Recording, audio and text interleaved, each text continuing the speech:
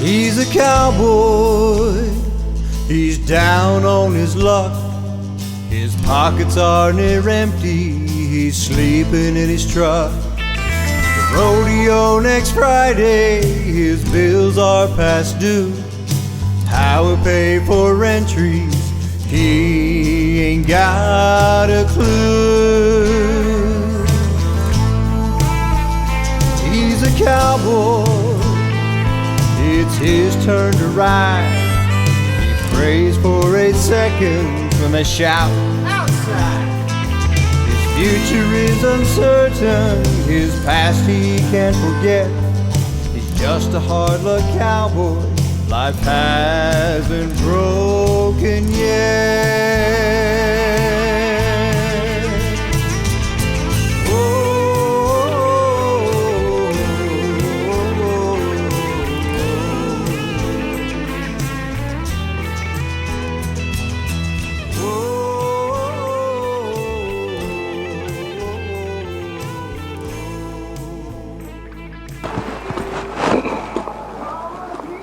Well, welcome to True Horsemanship. This is a 5-year-old mare you saw me evaluate on the previous episode, and she just ended up coming here for a couple months. And one of the problems I got with her, and the owner's going to have to be aware of it, I should have left the saddle off of her, but she's got 2 white spots at her withers on each side, about that big around, and that came from an improper saddle. And what the idiots did to fix that was really girth her down tight, so what it does, it makes her cinchy. And so me, I just deal with it. She gets that way, I just prepare to get her, because it's going, you know, that's like us in pain. That's one of my pet peeves. These horses like her, she's been in a lot of pain because of it. And yes, she's got a couple of behavior problems because of it. So you've got to address the behavior problems, but you got to realize where it's coming from. So me, I got my one saddle here that I can put on different riggings on my saddle, because your average saddle is full quarter. This one's 7/8, so I can bring my girth back, which keeps the saddle in place here. Because what happens on a regular fitting saddle, the saddle moves back, so that, like I said, somebody was girthing her down super tight to thinking to keep the saddle in place instead of getting a saddle that fits her. And now there's so, you know, different things on the market. They even got a girth that you can put on there and don't even have to get a new saddle. They'll put it up in a 7/8 position. So basically what I've been doing with her since she's here is working on getting her soft and getting a little bit of respect on the ground. I need to have Cindy handle her a little bit because she'll respect me, but the female grabs her. She's got a little different. So I've been really working on her neck rein, and the way I've done it, as you've seen in previous episodes, like right there, I'll just pull and release while my off rein's on her neck. So if you notice, she's nice and bent to that off rein, and if she does try and straighten it out when I'm not ready for her to, I'll just go in here with my directional rein and pick up and just keep her, because I want a horse, when they neck rein, I want them to bend inside that circle. And I will use my leg too. But, you know, I heard somebody one time mention, you know, we get caught up so much in using our body, and you hear about that. A lot of people don't get the horse given to the bit. You know, one of the other guys, I heard him talking, and he realized, especially your first probably 90 days, 90% of it should be give to the bit, know what that bit is, and everything.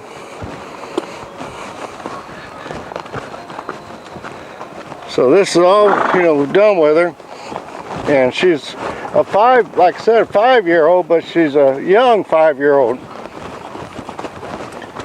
So she's a little bit loosey-goosey, and her mind's, you know, a little bit different.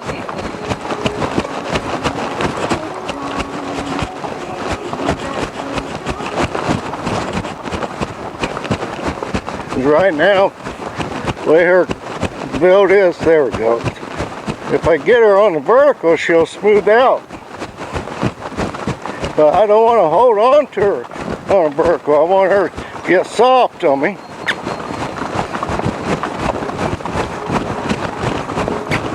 I want her to self-carry herself.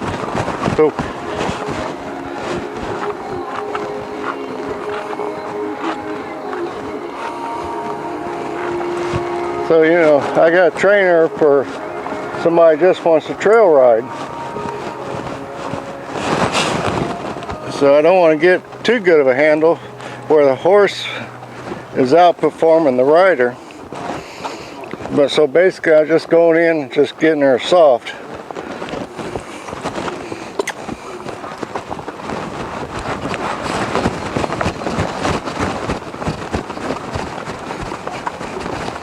Like right now I want her on the vertical, but I don't want to have to, like I said earlier, I don't want to hang on to her.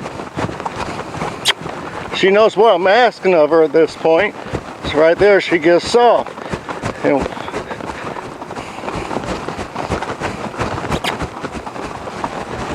when she does get soft, her gait improves.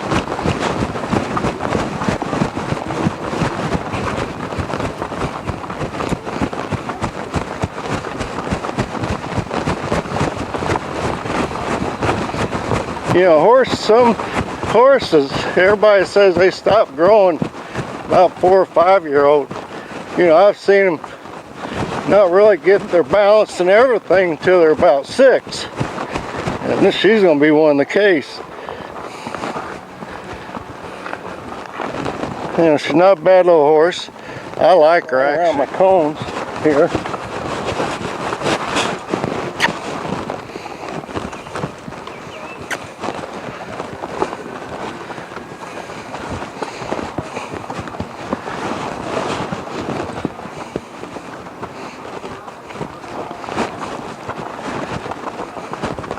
I'm not going to just stay on the rail.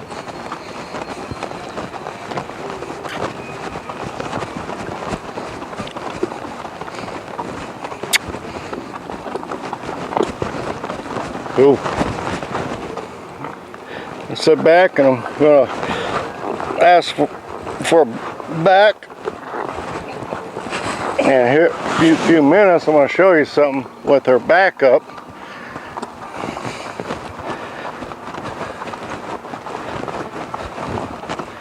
You know, this is a pretty simple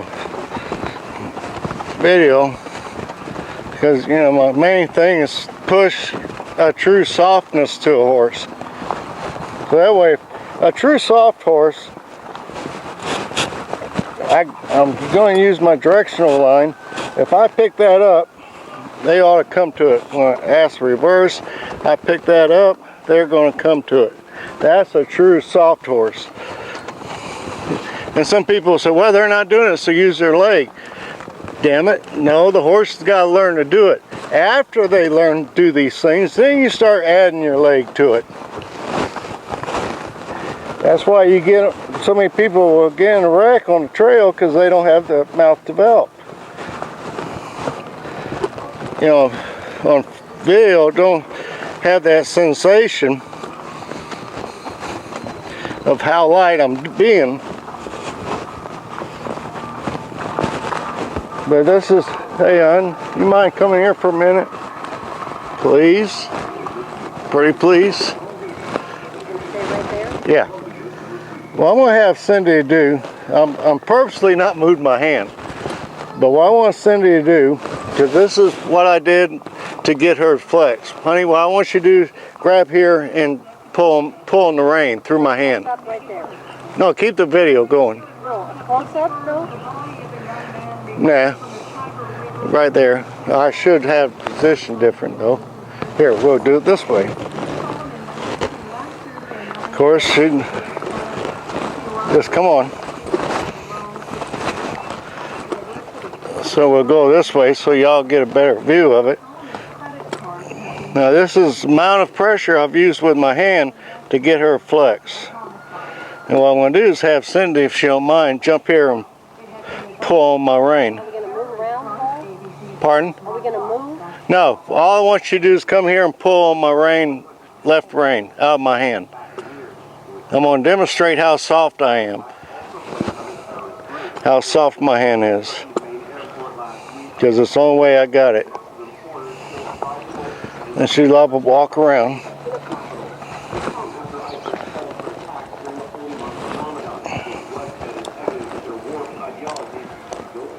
Where are I can tell where I'm at.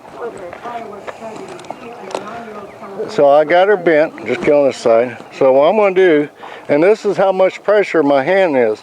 Grab this rein right here and pull. Go ahead and pull it through my hand. Pull it through my hand. Oh, through your hand. Oh. That's how light I'm being. Thank you, honey. She said, I wasn't planning on doing that. So I'm not being heavy. And that's my goal with any horse. I want to be so light with my hands. I was riding one the other day, just my fingertips, just like that, open that palm. And the horse just did that and pulled my rein out of my hand. But he was responsive and everything. That's how light I want my horses.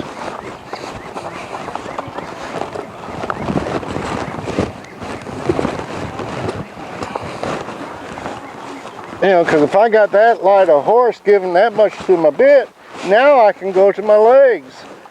Now I'll ride her with my body. And yes, I can push her up in the bit, which will help get her end under it.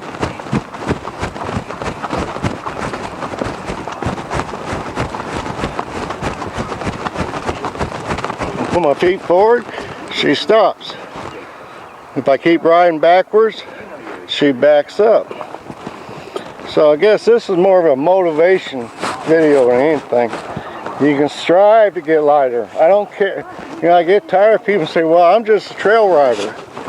People, it takes a dang good horse to be a trail horse safe. That you can get on. I mean, you take a good trail horse that's safe, you can do anything with it. If you want a team pin sort with them, you go do that with them. So don't knock yourselves out and think, well, I just got a trail horse. You're not a high dollar horse. Doesn't matter.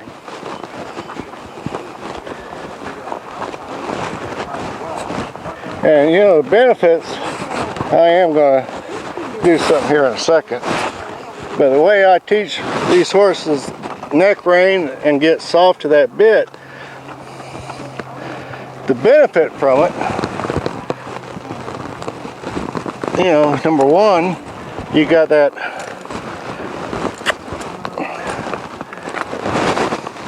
self-satisfaction, what you've done with your horse.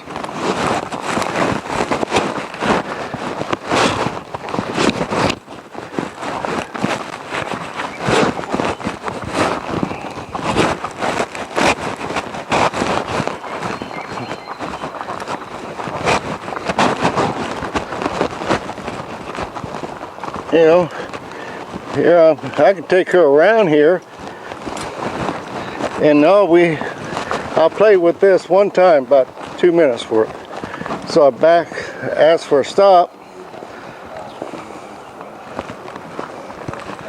Then I'll ask for a backup. Now if you notice, when she's backing up, she's putting herself just about on the vertical.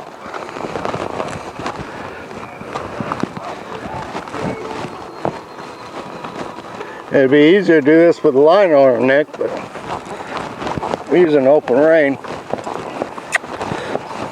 She's a good little.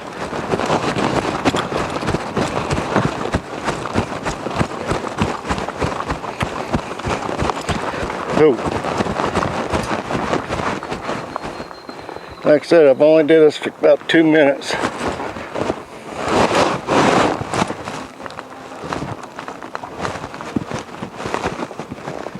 There we go.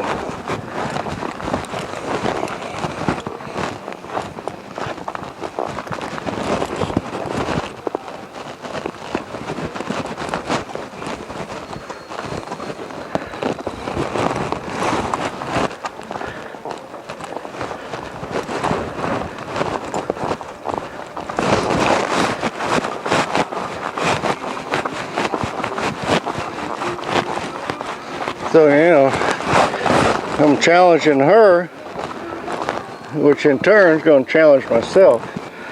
So, you know, especially in your horsemanship, I don't care what people do with their life. With horsemanship, you're dealing with another. Try to be the best you can be, as far as I'm concerned. You know, you have more enjoyment and pick out different ways. You know, she'll be going home here in a month, and by that time I'll be playing with her a little bit more with this, but it won't take me around. I'll take her to the obstacles. She does real good on the obstacles, and she's gonna make a good all-around horse. This is a horse that really deserves a chance.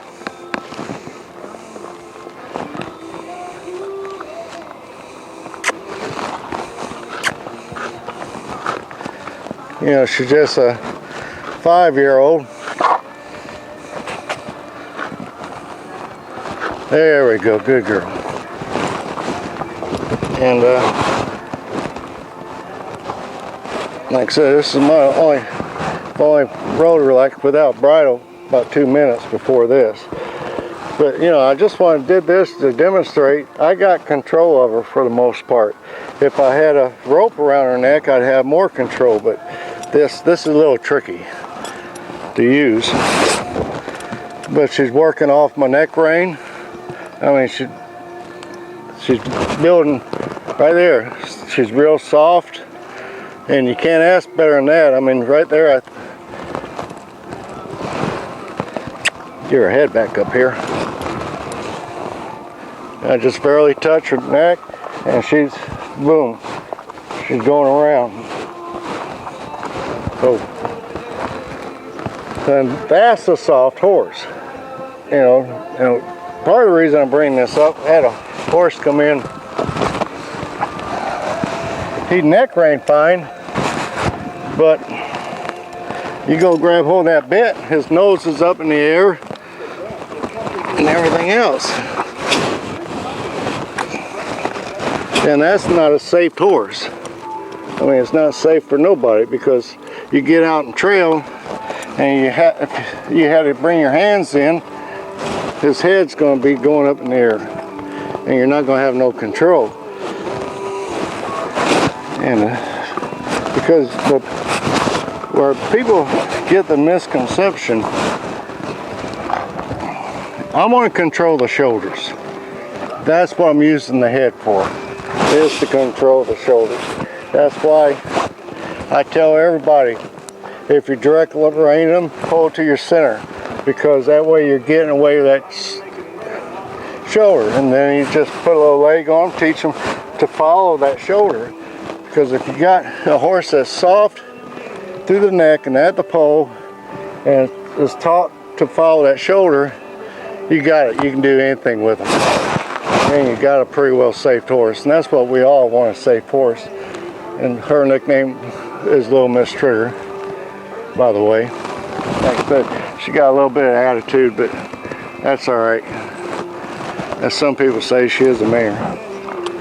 So that's cut and dry. That's just basically motivate people to strive to be a little bit better with their horses, and a couple little quick tips in there. And number one reason is like 95 out here and hot. But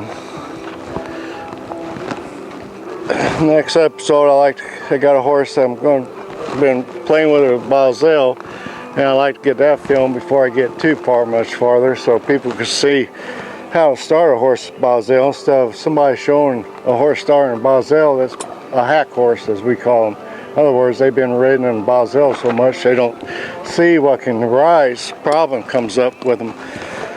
And an interesting note, I worked her day before yesterday, and she's that older horse, and with the bit she'll give to it and everything. Y'all seen on that video, she doesn't throw her head. But interesting note, everybody say, well, you're going to be softer in a Boswell.